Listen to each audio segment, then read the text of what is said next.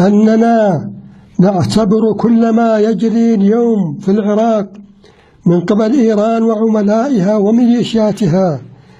وأجهزتها الأمنية والعسكرية تتحمل كامل مسؤوليته الإدارة الأمريكية إن لم تتحرك لإنقاذ العراق وشعبه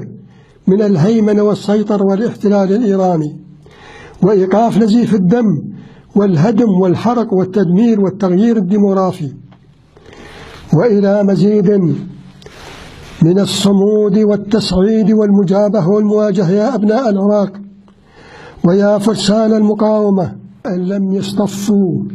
مع جبهة العرب القتالية تحت راية التحالف العربي بقيادة المملكة العربية السعودية ستحرقهم نار الفرس عاجلا أم آجلا، وسيلعنهم الله والتاريخ ويلعنهم اللاعنون. ففي اليمن طريقين لطرد الفرس وتحريره لا ثالث لهما. الطريق الأول والأسلم والأسرع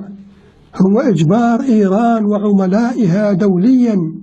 على الانصياع إلى قرارات مجلس الأمن ذات الشأن وإلى مخرجات الحوار الوطني وفي ظل الحكومة الشرعية الوطنية وبرعاية مجلس التعاون لدول الخليج العربي. والمسار الثاني تصعيد مطاردة عملاء إيران وإنهاء كل قدراتهم وإمكاناتهم